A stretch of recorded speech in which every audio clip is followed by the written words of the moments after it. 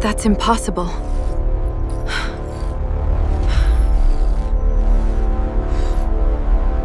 Historians of the Third Compact do not agree on much. They argue about the collapse of the Ashkar Dominion. They argue about who fired first at the Valenhive blockade. But on one point, every archive from Terra to the Long Rings agrees without exception. The war did not begin with a weapon. It began with a sound. The sound arrived on a Tuesday in a language no one alive had ever heard, from a direction no star chart could explain. 300 years later, children on a dozen worlds are still taught to listen for it in their sleep, though none of them could say what they are listening for. This is the story of where it came from and why the Galactic Council spent 4 decades pretending it did not matter. It begins, as these things often do, with a woman who was not supposed to be awake. Dr. Nayla Voss had been a communications archivist for the Sol Reclamation Authority for 11 years, which meant she spent most of her working life inside a windowless listening station bolted to the underside of a decommissioned orbital, sorting through radio noise that was older than her grandmother. The station was called Halden Deep. It had 4 other staff, a coffee machine that had not worked since the 2nd year, and a mission so unglamorous that most engineers considered it a punishment posting. Halden Deep listened to the past. Every signal humanity had ever leaked into space, bounced back by gravity wells and dust clouds, eventually found its way home decades or centuries late, and someone had to catalog it before it dissolved into background noise forever. Nayla liked the work precisely because nobody else wanted it. She liked the quiet. She liked knowing that somewhere in the static was a fragment of an old broadcast, a lost transmission, a voice that had not been heard since before she was born.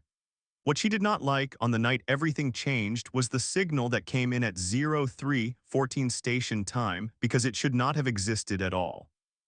It was old, that much the equipment agreed on instantly, cross-referencing the Doppler shift and the decay pattern against 40 years of baseline data. It was old in a way that made no sense, arriving from a bearing that pointed toward nothing, no star, no known relay, no debris field capable of reflecting anything back. Nayla ran the diagnostic twice before she let herself believe it. Then she ran it a 3rd time because believing it was worse than not. The signal was structured. Not noise, not an echo, not a stray burst from some forgotten probe. It had grammar. It had rhythm. It repeated a sequence of pulses that any first-year cryptographer would recognize as an attempt to be understood, the same way you might tap on a wall you believed was hollow, waiting to hear a tap back. Halden Deep had a rule, unwritten but absolute, that nobody worked alone on an unverified anomaly. Nayla broke it on the 2nd night not out of arrogance, but because the 2 colleagues she trusted enough to loop in were both asleep, and she had already decided, somewhere in the back of her mind, that whatever this was belonged to her first. She ran the signal through 6 separate decryption frameworks before the 7th returned anything coherent.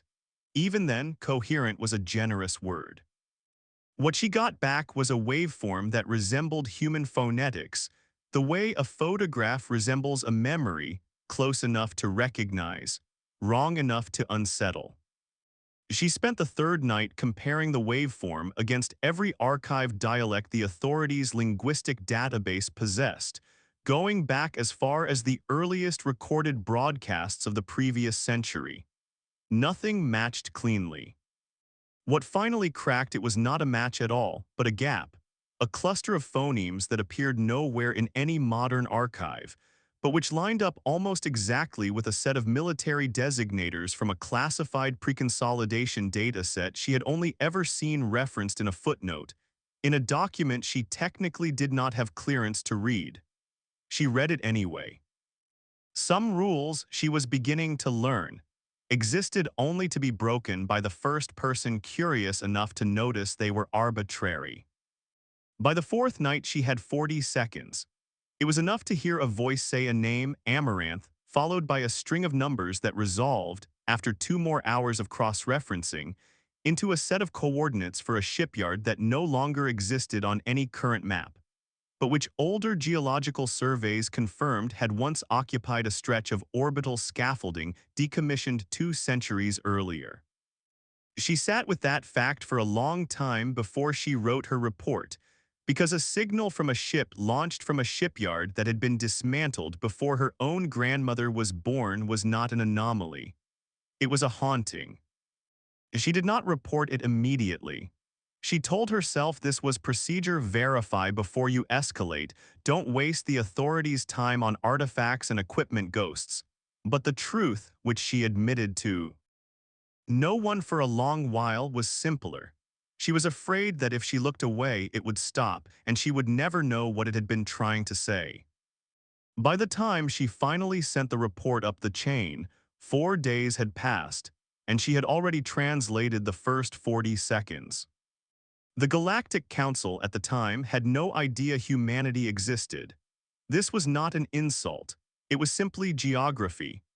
The Council governed a cluster of 11 core systems near the Galactic Bar, a tight federation of species who had been trading, warring, and occasionally intermarrying, where biology allowed for the better part of 9,000 years. Sol sat far outside their charted sphere, past the Kessing Drift, in a region their survey ships had mapped exactly once, a century earlier, and dismissed as unremarkable. A yellow star. A rocky third planet with an atmosphere too thin by their standards to be worth a second look. No signs of megastructures, no detectable techno-signatures above the noise floor, nothing that would justify the fuel cost of a return visit. The survey officer who filed that original report, a methodical Oran cartographer named Vesic Thane, had spent exactly 6 hours in the Sol system before moving on to more promising coordinates, and his final log entry on the matter, later recovered and quoted in every history of first contact written afterward, ran to a single dismissive sentence. Third planet shows faint atmospheric processing consistent with primitive biological activity. Recommend deprioritization pending more efficient survey targets elsewhere in cluster. He had, without knowing it, glanced directly at a species roughly 2 centuries into industrializing itself, caught the faint chemical signature of that industry in his instruments, and filed it alongside 100 other rocky, unremarkable worlds not worth the fuel.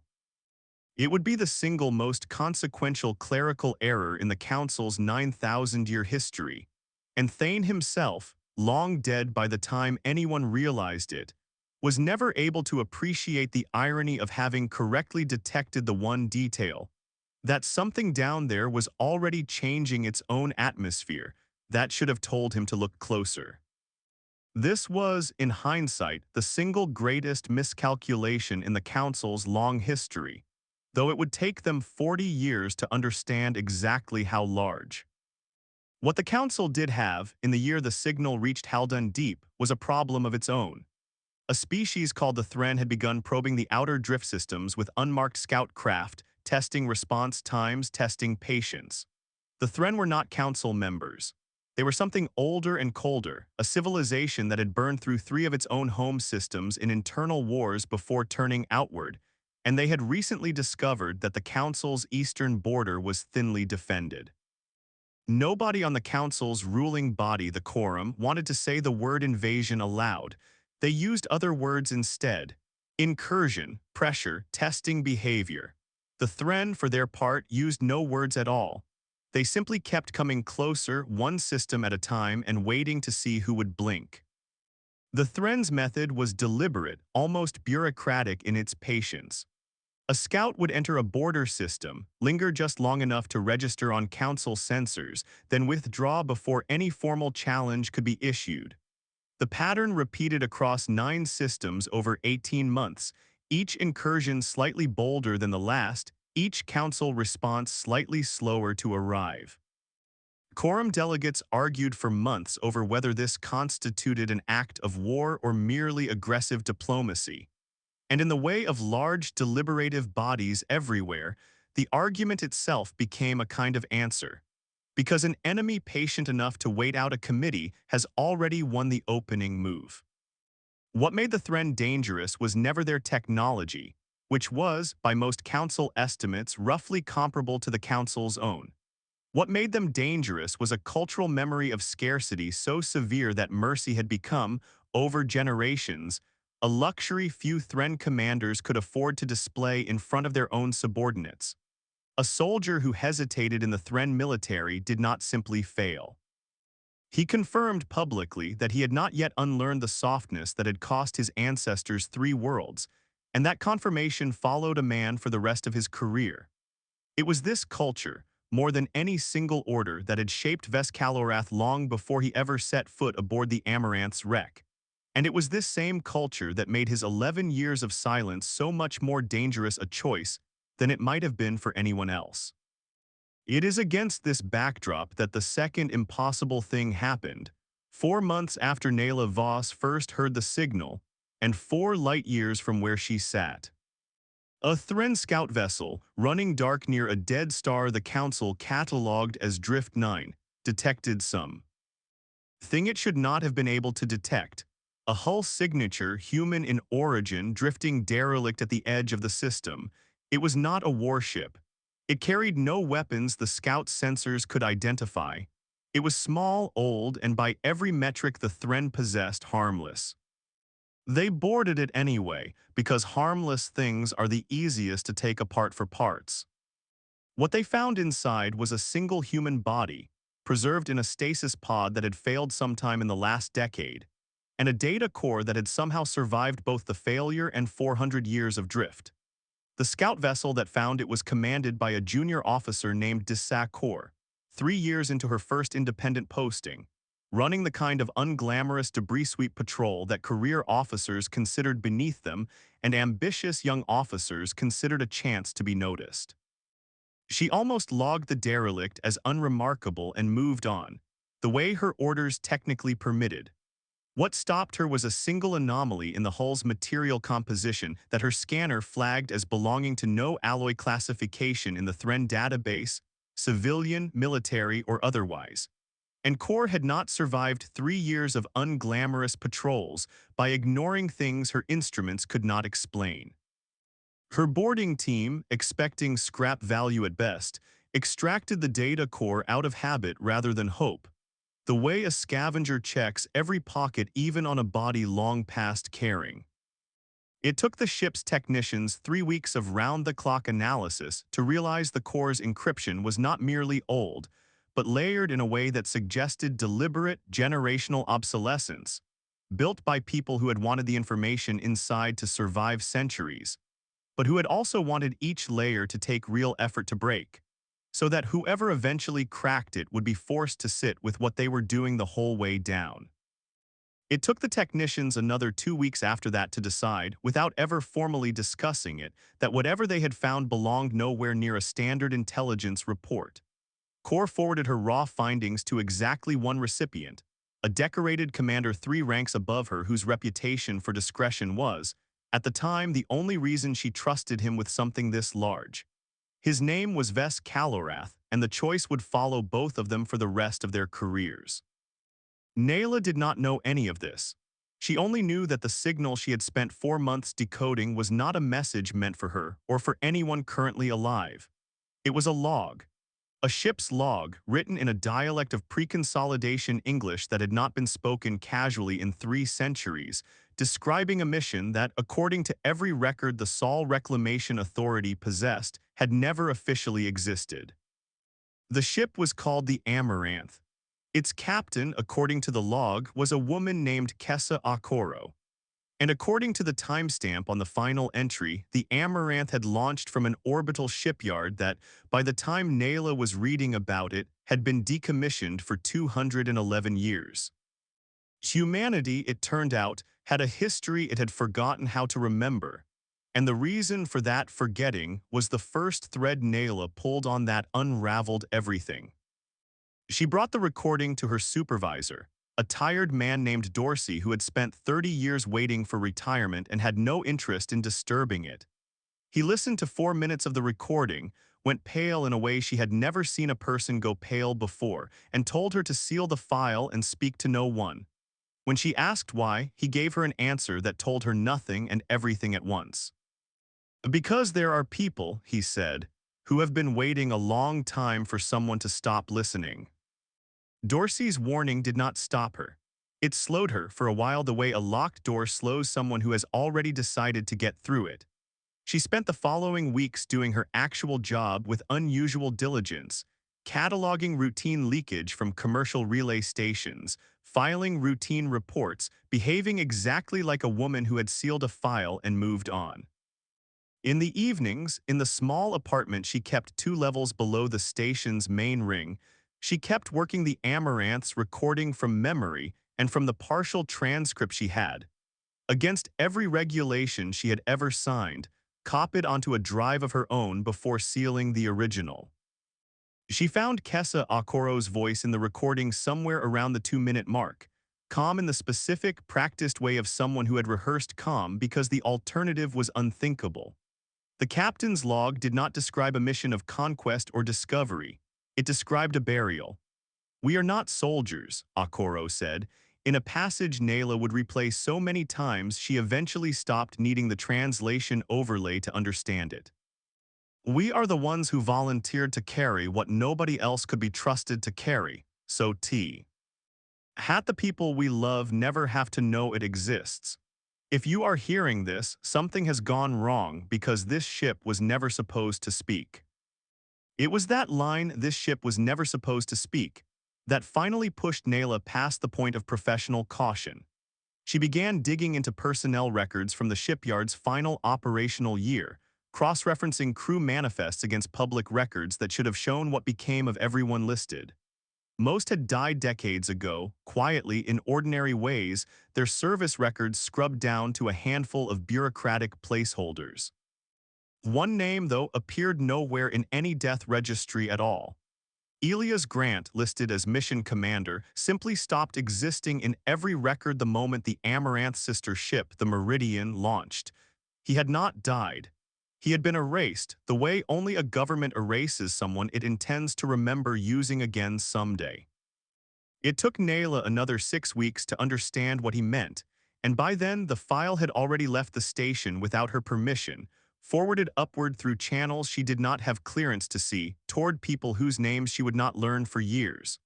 What she did not know, what almost no one below the highest levels of the old authority knew, was that the Amaranth was not lost. It had been sent. 400 years earlier, in the last desperate years of what the old records called the Consolidation Wars, a coalition of human governments facing extinction by their own hand had done something almost no civilization does willingly. They had looked at their own species and decided it could not be trusted with what it knew. Weapons that could crack a planet's mantle. Bioagents that unwound faster than any vaccine could be built. A dozen technologies capable of ending every conversation permanently. Rather than destroy the knowledge which had proven impossible, a coalition calling itself the Vigil Compact had done something stranger. They had built a small fleet of unmarked ships, loaded them with the most dangerous knowledge humanity possessed, sealed the crews into stasis with orders that would only trigger under specific terrible conditions, and scattered them into deep space far beyond any charted trade route to wait. The doctrine had a name, buried in a classification tier that had not been opened in 2 centuries, the Vanguard Protocol. Its premise was simple and brutal.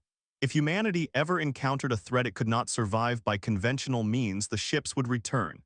If humanity destroyed itself instead, the ships would stay lost forever, taking the worst of what humanity knew down with them into the dark, so that whoever survived the ashes would not be tempted to dig it back up. 400 years was a long silence, long enough for governments to fall and reform twice over, long enough for the Vigil Compact to be forgotten by everyone except a small, unofficial lineage of archivists and analysts who quietly kept the old triggers alive, generation after generation, without ever being told exactly what they were guarding. Dorsey was one of them. He had inherited the duty from a woman who had inherited it from a man who had died without ever explaining it fully. And for 30 years, his entire job had consisted of making sure nobody looked too closely at frequencies that should have been dead. Nayla had looked closely anyway, and the Amaranth, it turned out, was not the only ship out there. It was simply the first one anyone had heard from in 4 centuries, because it was the first one that had finally, catastrophically, been found. The Thren did not understand what they had. That ignorance did not last. Their technicians, working through the data core's archives out of professional curiosity, began correlating star charts embedded in the Amaranth's navigational logs against their own survey data. What they found made their blood run cold in whatever way Thren blood does that. The charts were old, but they were precise, and they described weapon platforms, planet-cracking kinetic arrays, self-replicating defense swarms, a device the log only ever called the hollow choir that the crew had refused to describe in detail even to themselves. Hidden across dozens of systems the Thren had never surveyed, because no one had ever bothered to survey a species this far from anywhere that mattered.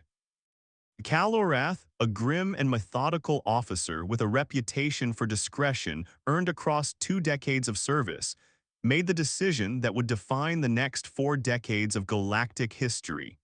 He did not report the discovery to his own high command. He understood, the way only a career soldier understands, that whichever government controlled the location of a Vanguard cache first would hold something no other power in the region possessed: the ability to threaten annihilation without ever needing to build the weapons themselves. He simply needed to find the species that had zilt them before anyone else did, and take what they had built. Ves Calorath's report to his own command, the one he never actually sent, existed only as a draft on a data slate he kept in a locked compartment of his personal quarters, rewritten 11 times over 11 years. In every version, he tried to describe what he had found aboard the Amaranth in language his superiors would understand: leverage, opportunity, a decisive advantage in a war his people were slowly losing ground in, and in every version something in him refused to finish the sentence. He was not a sentimental man. His service record, by the time of the discovery, already included the quiet suppression of 2 colonial uprisings and command of a boarding action that had ended, by his own order, with no survivors. He had not built his career on hesitation.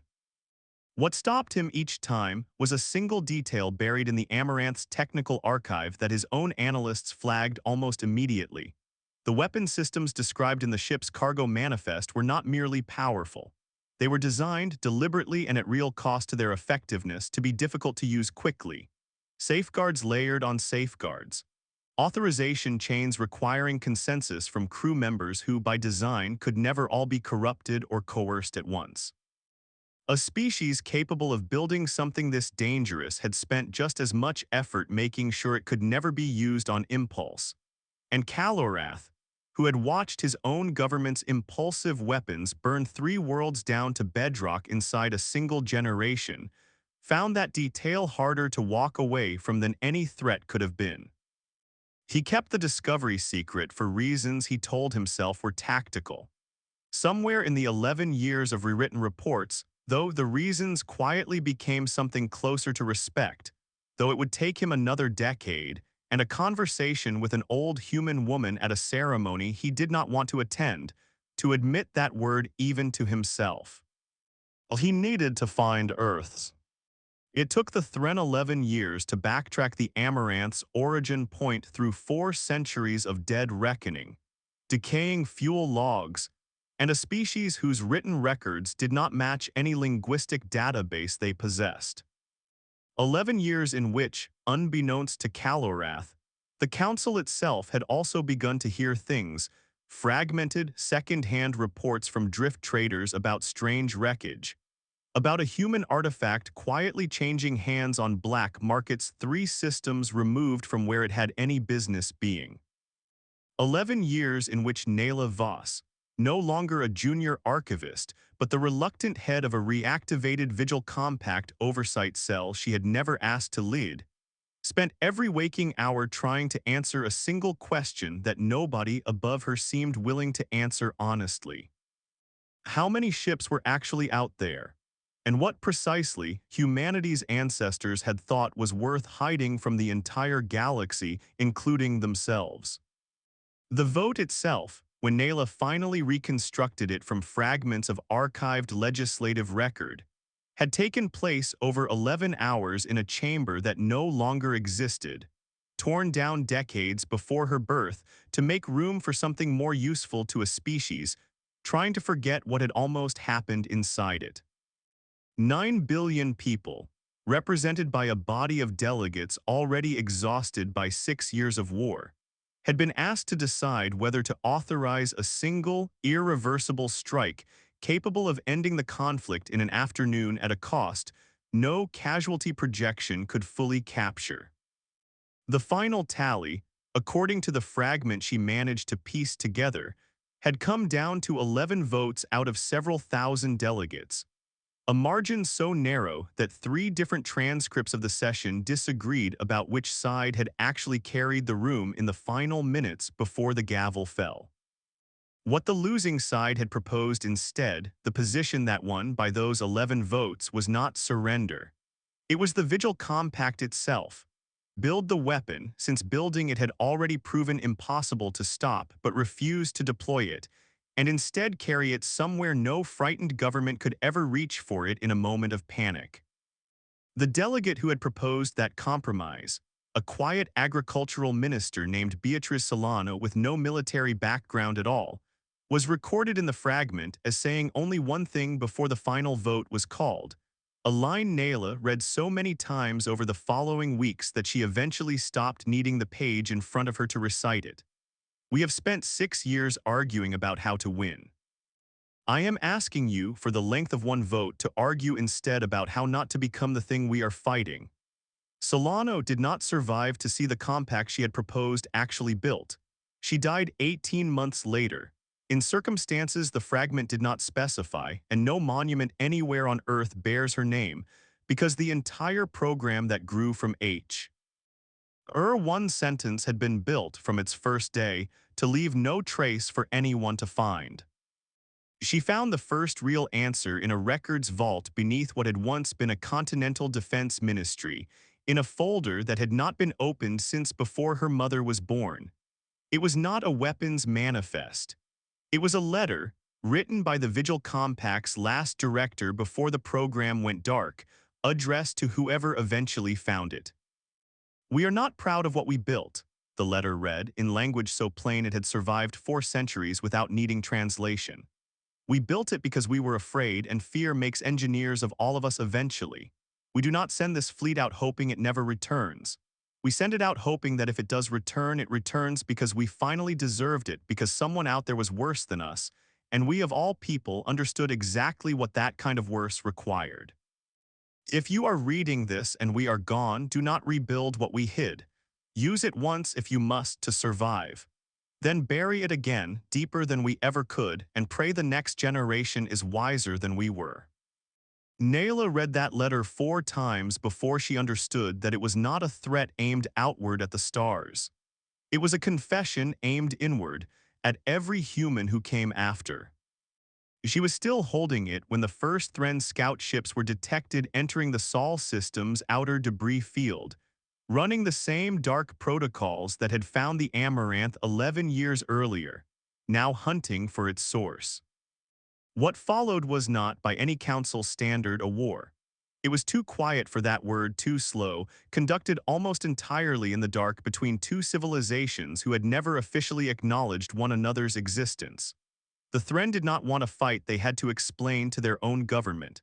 Humanity, still centuries behind the council in raw technology, could not have survived an open confrontation even if it wanted one. What both sides wanted, for very different reasons, was to control the Vanguard fleet before anyone else even learned it was real. Humanity's only real advantage was one the Thren never accounted for, because it was not a weapon at all. It was patience, cultivated by 4 centuries of a species that had learned, the hard way, exactly how badly things could go when it moved too fast. Every analyst assigned to the reactivated Vigil cell, Nayla included, operated under a single unbending principle inherited from that 400-year-old letter. The fleet was not to be used as a weapon. It was to be used, if at all, as a door that closed behind whoever survived walking through it.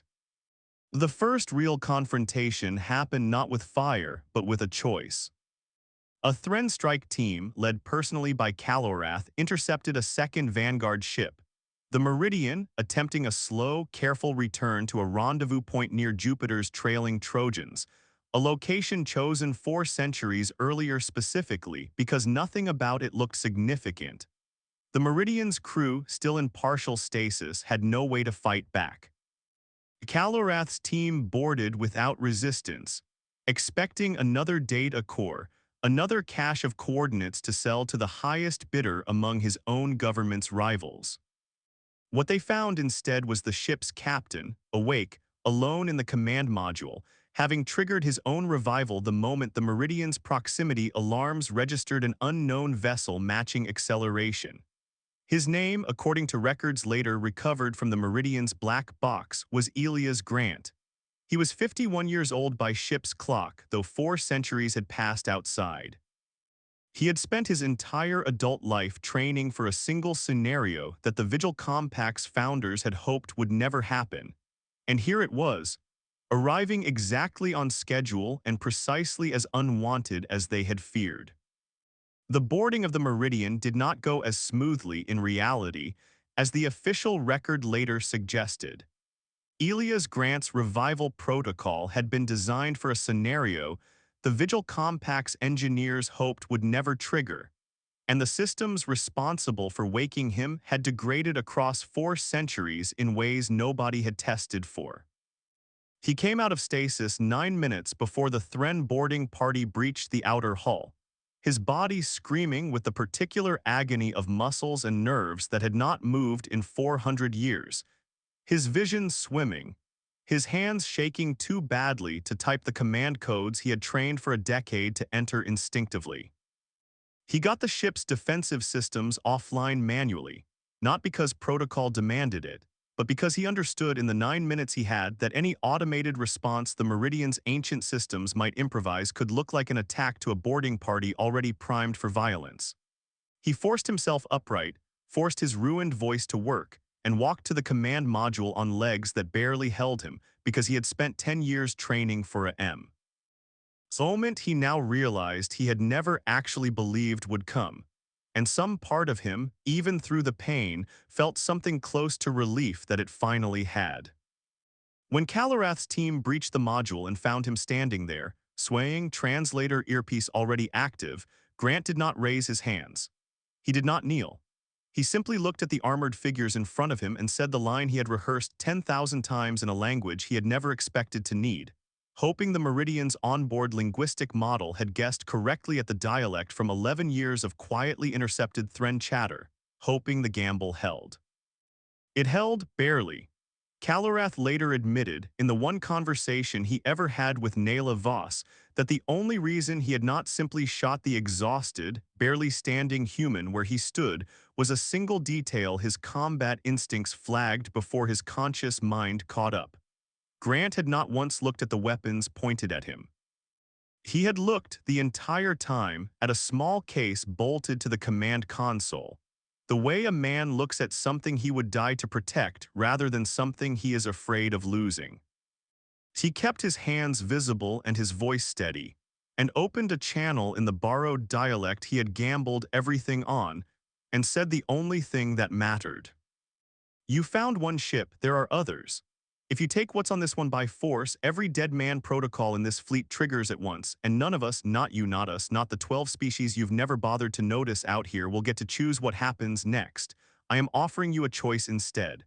Let me finish what I came here to do, and I will tell you exactly what my ancestors built, and exactly why you do not want it. It was, by any reasonable measure, a bluff constructed almost entirely out of a 400-year-old letter and raw desperation. Calorath did not know that.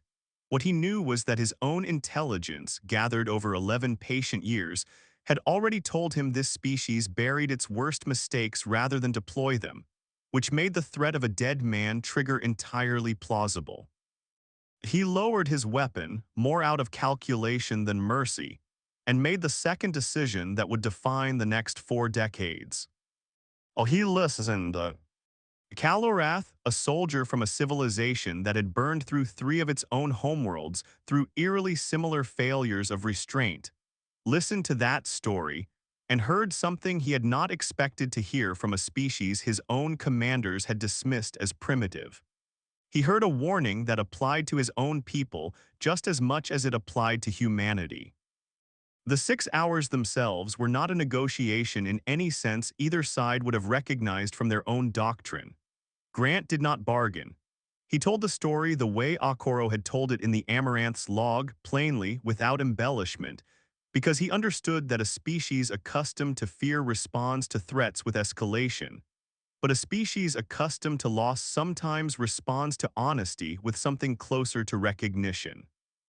He told Calorath about the last vote of the Consolidation Wars, the one that had come down to a margin of 11 ballots out of 9 billion people, deciding whether humanity would use its worst weapon on itself rather than risk losing a war it was, by every projection, already losing.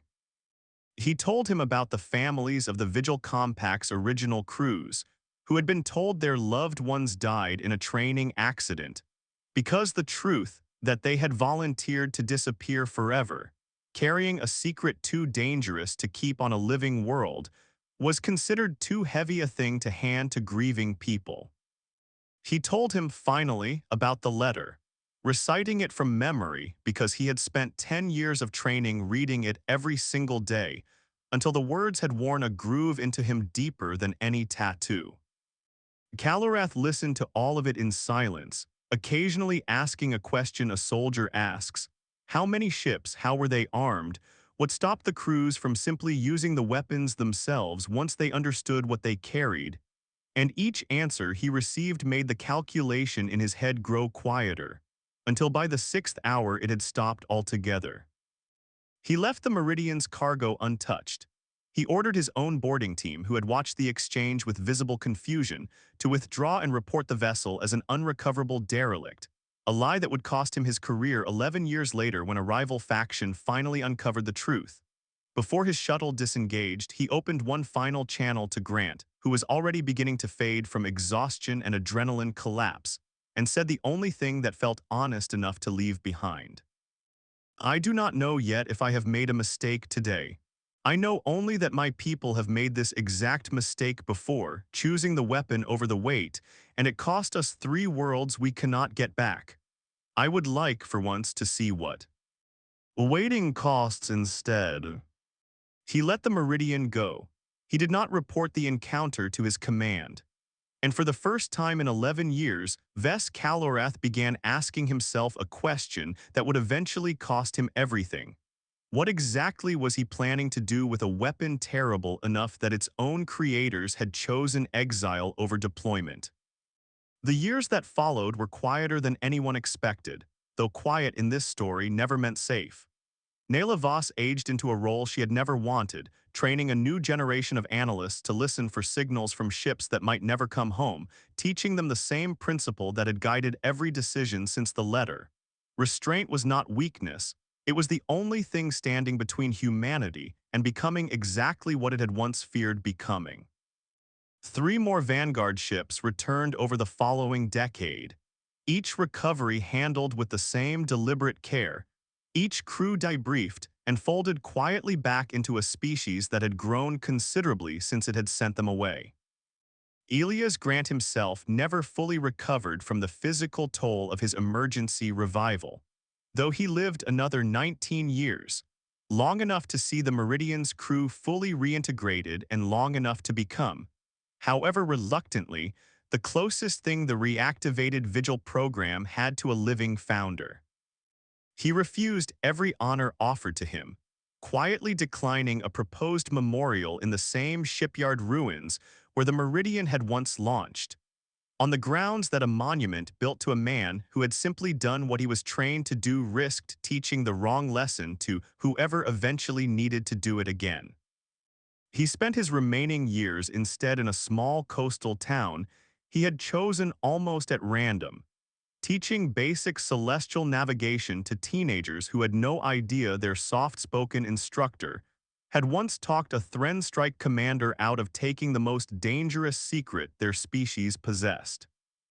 He and Nayla corresponded for years, mostly in handwritten letters neither of them fully trusted to any digital archive, and in one of the last letters he ever sent her, found among her own effects decades later, he wrote a single line that the program's later analysts would eventually adopt as an unofficial motto, though few of them ever learned where it had actually come from. I did not survive 400 years of silence so that the next person to carry this could be alone the way I was. Whatever you build after me, build it so that no one crew ever has to hold the whole weight of this by themselves again. Nayla kept that letter for the rest of her life, in the same drawer as her handwritten list of names, and every analyst she personally trained was made to read it before they were permitted to hear the rest of the story. The decade that followed was not peaceful so much as watchful, and the Vigil Compact's quiet successors spent it building something the original founders had never had time to build: a doctrine for what came after survival. Nayla, promoted into a role that had no official title because officially the program she now ran did not exist, spent those years doing work that felt, most days, indistinguishable from grief counseling. Every returning Vanguard crew came home from 4 centuries of stasis into a world that had moved on entirely without them, their families gone, their languages subtly wrong, their skills obsolete in every way except the one skill nobody else alive had: an intimate, hard-won understanding of exactly how close their species had once come to erasing itself. She sat with each of them, one at a time, in the weeks after revival, and listened to versions of the same quiet devastation. A woman named Priya Anand, recovered from the third ship, the Solace, 4 years after the Meridian's return, spent her first lucid night back on Earth simply walking the perimeter of the recovery facility's garden, touching every plant she passed, because 400 years earlier the last living thing she remembered touching before stasis had been a single potted fern her sister gave her the night before launch, and she needed more than sleep, more than food, to confirm that the world she had sacrificed everything to protect still had things in it worth touching. Not every returning crew member found their way back to something resembling peace. A man named Tobias Wren, recovered from the fourth ship 2 years after Priya Anand, spent his first 18 months home in a state the authorities' psychiatric staff struggled to name, caught between a soldier's readiness for a war that had already ended and a grief so large it had nowhere left to go, since everyone he had once grieved for had already been dead for centuries by the time he woke to grieve them.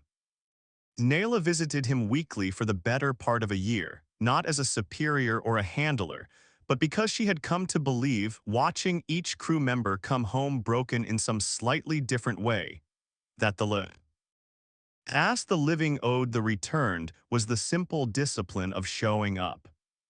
Wren eventually found something like purpose training the next generation of Vigil analysts in the specific discipline none of them could learn from a manual: how to sit with a person who has just discovered that the entire world they sacrificed everything for has moved on without them, and how to make that discovery survivable.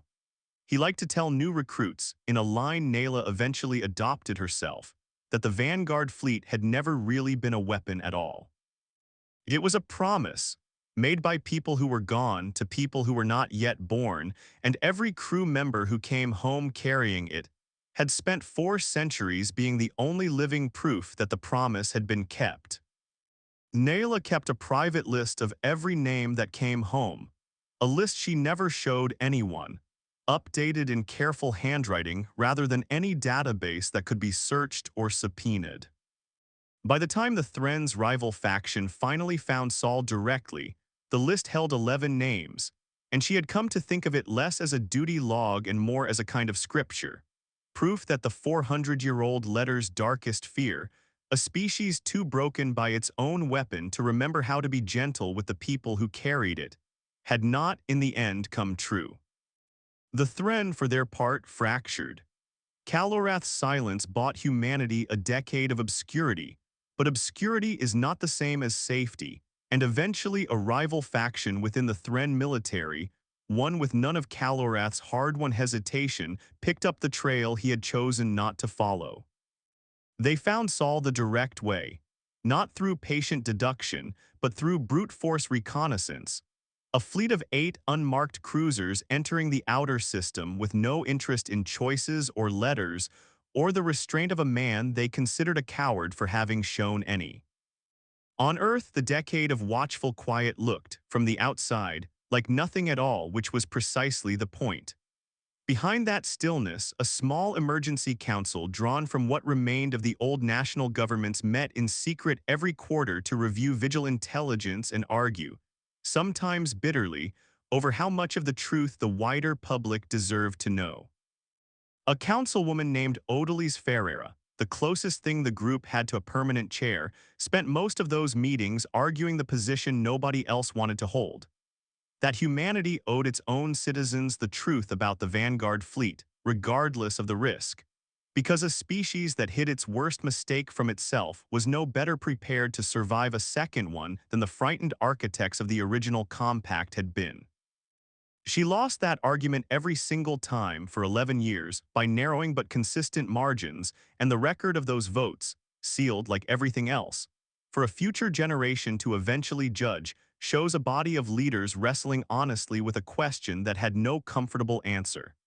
Keep the secret and risk a public that might panic itself into exactly the impulsive weapon building the Vigil's founders had tried to prevent. Reveal it and risk handing every rival power on the planet, and possibly every rival power off it, a map to the most dangerous knowledge humanity had ever produced. Ferreira never got her disclosure. What she got instead in her final months on the council before retirement was a smaller, quieter victory. A unanimous agreement that if the fleet was ever used publicly and unmistakably, the full truth would follow within a year, no matter the cost. It was this promise, more than any weapon, that Nayla's analysts leaned on hardest in the trembling weeks after the hollow choir finally fired.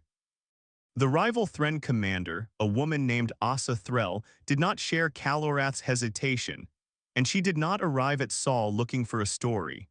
She arrived with 8 cruisers, a boarding doctrine built entirely around overwhelming force, and 11 years of resentment toward a colleague she considered a coward for letting a primitive species keep its own secrets. Her intelligence, gathered from defectors within Calorath's disgraced staff, was incomplete but accurate enough to be dangerous. Humanity possessed a hidden arsenal.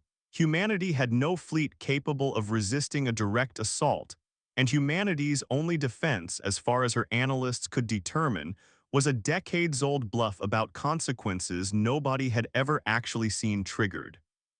She broadcast her demand on entry, expecting either surrender or the kind of disorganized panic her doctrine was built to exploit. What she received instead unsettled her in a way she would not admit to her own crew. Calm. Not the calm of a bluff being called, but the specific practice calm of people who had spent 4 centuries training an entire institutional culture around exactly this scenario, generation after generation, until fear itself had been engineered out of the response. When the letter played across very channel her fleet monitored, translated into a dialect her own linguistic officers confirmed was disturbingly precise for a species with no formal contact history, Threll felt something she rarely allowed herself to feel in combat. The specific dread of realizing an enemy is not bluffing, moments before it becomes impossible to stop what happens next. She gave the order to advance anyway, because retreating without a fight was a career-ending admission that Calorath had been right, and pride, in the end, cost her crew more that day than any weapon humanity actually fired. This was the moment the Council finally noticed, because a fleet movement of that size, even hidden, leaves gravitational fingerprints that even distant, disinterested sensor arrays eventually catch. A Council survey vessel, investigating what its own instruments flagged only as anomalous mass displacement near an uncharted system, arrived at the edge of Sol just in time to witness something no Council record had ever documented. A technologically unremarkable species, centuries behind every civilization in the room, refusing to break. "We built this to survive being worse than we were," the letter said once more to a second Thren fleet in as many decades.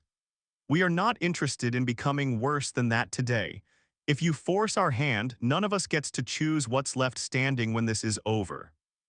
Threll did not believe the bluff, if it was a bluff at all, and gave the order to advance regardless. What happened next has been reconstructed 100 different ways by 100 different historians, and no two accounts agree entirely on the mechanics.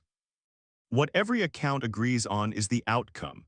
Three vanguard ships, positioned in a defensive pattern that had been quietly maintained for exactly this scenario since the day Elias Grant first came home, activated a system the Compact's original engineers had called, in their private notes, the Hollow Choir. It was not a weapon in any conventional sense. It did not destroy the Thren fleet. It did something the Thren had no framework for at all. Every ship in the attacking formation found its own targeting systems, its own communications, its own command authority, gently and irreversibly returned to the exact configuration it had held 400 years earlier, before any weapon aboard had ever been built. Guns that could level a planet became, in the space of 11 seconds, guns that could barely scratch paint. It was not destruction. It was undoing, aimed with surgical precision at exactly the part of the threat that made it a threat at all. And it left every crew member aboard those 8 cruisers alive, confused, and entirely unable to explain what had just happened to their own superiors. What the Hollow Choir actually did was never a mystery to the people who built it, only to everyone who came after. The original Vigil engineers had understood, even 4 centuries earlier, that the most dangerous weapon imaginable was not the one that destroyed an enemy, but the one that could never be unbuilt once deployed. So they built something else instead. A system that reached into the targeted vessel's own command architecture and reverted it, layer by layer, to a state that predated the weapons entirely. The digital equivalent of a hand reaching back through time to gently take a loaded gun out of a child's hands before it ever learned how to fire one. Threll herself, standing on her flagship's bridge as every weapons display on the ship dimmed to systems her own grandmother's generation would have recognized, understood in that instant something Calorath had taken 11 years and a 6-hour conversation to learn. This was not a species she had underestimated because it was weak. It was a species she had underestimated because it had chosen, deliberately and at enormous cost, not to be as dangerous as it was capable of being.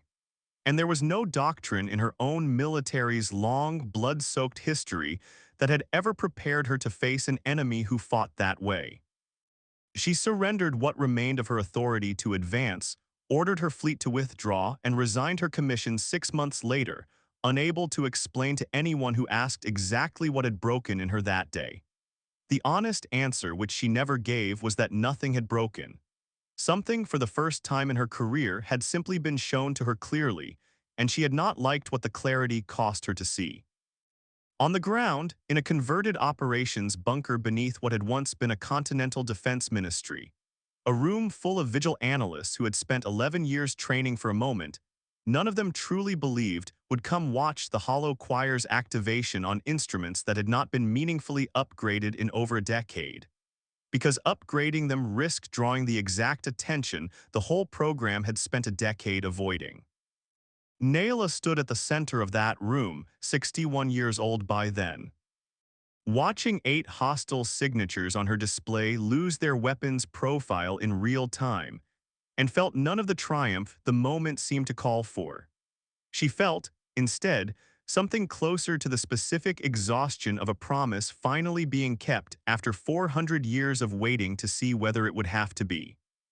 A junior analyst beside her, barely into her 20s, began to say something that sounded like the start of a celebration and stopped herself when she saw Nayla's face. "It worked," the younger woman said instead, quieter, checking rather than announcing.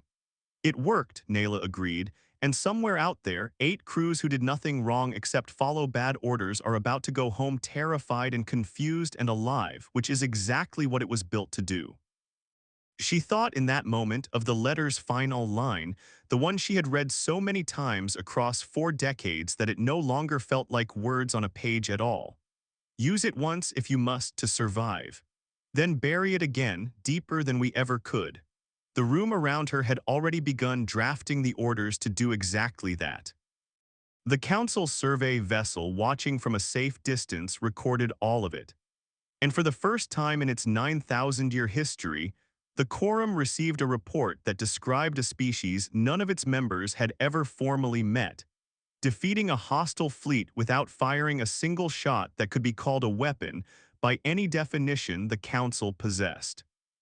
Word of the Sol incident reached the full Quorum 11 weeks after the survey vessel's report, delayed not by distance, but by disbelief. 3 separate committees demanded the raw sensor data be re-verified before it was permitted onto the main deliberation floor, and 2 senior delegates from species with long memories of their own near-catastrophic wars quietly requested private briefings before the public session, wanting to understand, away from the theater of formal debate, whether what they were being shown was a miracle or a trap.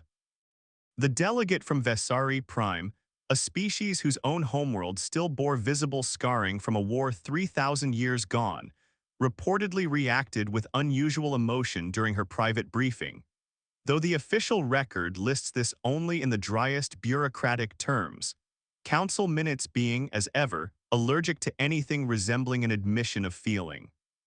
The vote to open formal contact with humanity took the Quorum 4 years of deliberation, which by council standards counted as remarkably fast.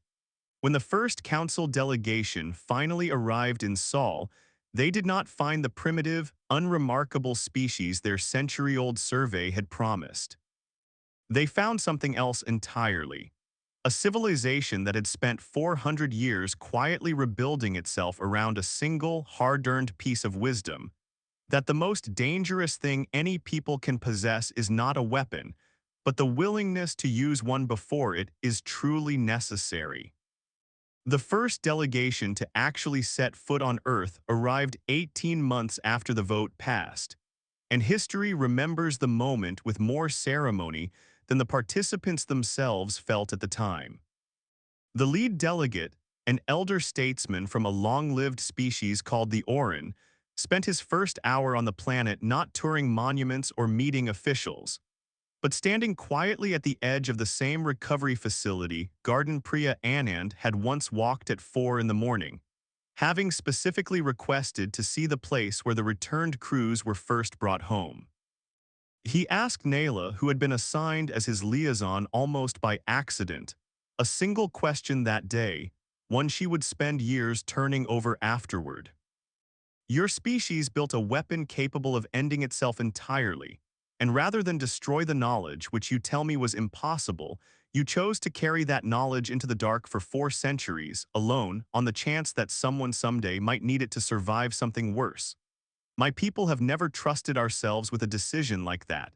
I confess I do not yet know whether to call what you did wisdom, or a very long, very patient kind of fear. Nayla had no polished answer ready, and gave him the only honest one she had. I think it was both. I think anyone who tells you they can tell the difference has never had to make that choice themselves.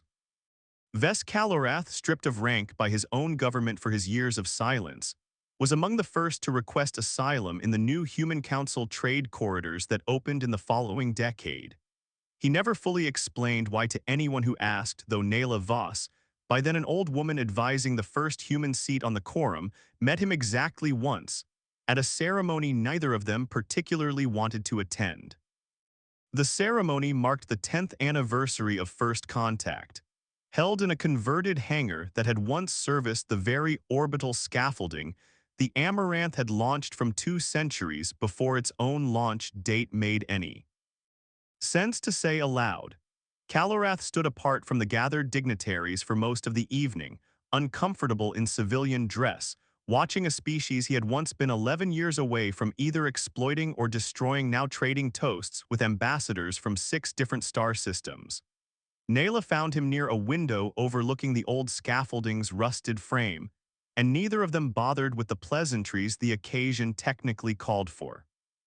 I have read every report your government eventually recovered about the Meridian, she told him. None of them explain why you actually let him go. Soldiers do not usually write reports honest enough to survive being read by the people they were protecting. Calorath considered the question longer than it seemed to deserve, watching the old scaffolding catch the last of the day's light. I did not write it for my government, he finally said. I wrote it because I was afraid that if I did not put it into words while it was still true, I would talk myself back into being the man who would have taken the weapon instead. Some decisions only stay made if you keep choosing them.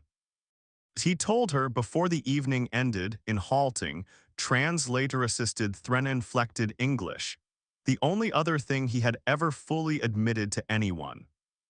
I found the story before my commanders did. I could have taken it and become the reason my people finally won their wars for good.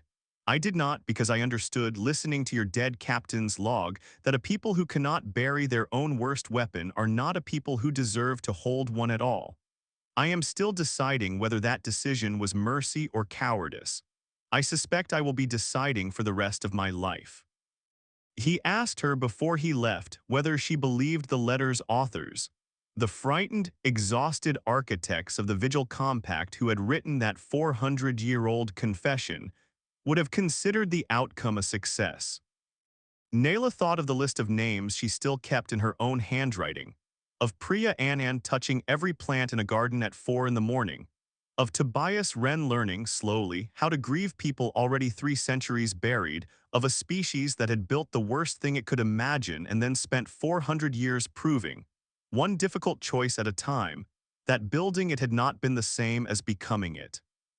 She had spent most of her own life asking the same question about a species she loved and distrusted in roughly equal measure, and she had learned, slowly and at great cost, that the question itself was the only honest answer there was. Nayla retired from the Quorum advisory seat at 78, not because her mind had dulled, but because she had come to believe, in her own quiet way, that a program built on generational memory needed to actually pass through generations rather than calcify around a single woman who remembered everything.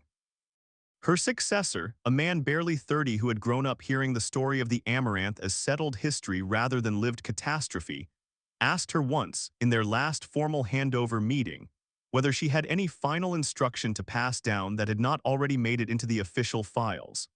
She thought about it for a long time before answering, longer than the question seemed to warrant, the way she had learned to think about every question that actually mattered. Don't let it become a monument, she told him. The moment this stops being a story about specific, frightened, imperfect people and starts being a story about humanity's greatness, you have already lost the thing that made it work. Kessa Akoro was not a hero when she volunteered. She was a terrified woman doing the only decent thing available to her, and Elias Grant nearly died of exhaustion talking a man out of shooting him, and I broke 11 separate regulations before I even understood what I had found. Remember it that way or don't bother remembering it at all. He wrote the words down, though she suspected, watching his careful, respectful expression, that he would need to live through something frightening of his own before he understood what she actually meant. She spent her final years doing the one thing she had always privately loved most about the work, long after the titles and the advisory seats had become obligations rather than callings. Listening to old frequencies, alone, in a small station not unlike Halden Deep, waiting to hear whether any of the 2 ships still unaccounted for might finally choose to come home. One of them, records suggest, drifted close enough to a monitored relay in her 91st year to register a brief, ambiguous ping, gone before any station could lock a clean bearing on it. Nayla logged it in her own handwriting, in the same private notebook where she had once kept a list of 11 names, and wrote beneath it only 3 words, still out there. She died 4 years later in her sleep in a small apartment that still overlook. The Ring of Halden Deep successor station, having never learned whether that final ping was truly the Solstice, the last unaccounted for ship, or simply an old universe settling its own static. The Solstice itself, whatever became of it, has never been recovered. Its last confirmed telemetry places it on a slow, decaying orbit through a debris field no survey has bothered to chart closely, carrying a crew who may or may not still be alive in stasis, guarding knowledge that an entire species once agreed to bury rather than wield. Every so often, a young officer new to the Vigil program proposes a formal search, citing the moral weight of leaving a crew unaccounted for, And every time the proposal is quietly declined by people who have inherited, along with the program itself, the specific discipline of understanding that some rescues are not kindnesses, and some doors are safer left for the people on the other side to open in their own time, if they ever choose to open them at all. Some doors, the old letter said, are meant to stay closed behind you. 300 years after a tired archivist named Nayla Voss lost 4 days of sleep over a signal that should not have existed, schoolchildren across a dozen systems still learn her name alongside Kessa Akoros and Elias Grants, though few of them could explain exactly what any of the three actually did. They learn instead a simpler version of the story, the one that survives translation into every language the Council trades in. That humanity did not earn its place among the stars by being the strongest species anyone had ever met. It earned that place by being the one civilization patient enough and honest enough with itself to build the most terrible thing it could imagine, and then choose again and again for 400 years not to use it until there was truly no other door left to walk through. The signal is still out there, somewhere past the charted edge of things, older than the council that once dismissed it, older than the war it quietly ended before it could properly begin. Nobody has answered it in 300 years. Nobody, historians agree, ever really needs to. It already said everything it came to say in the dark to a woman who was not supposed to be awake, and the whole galaxy has been listening ever since.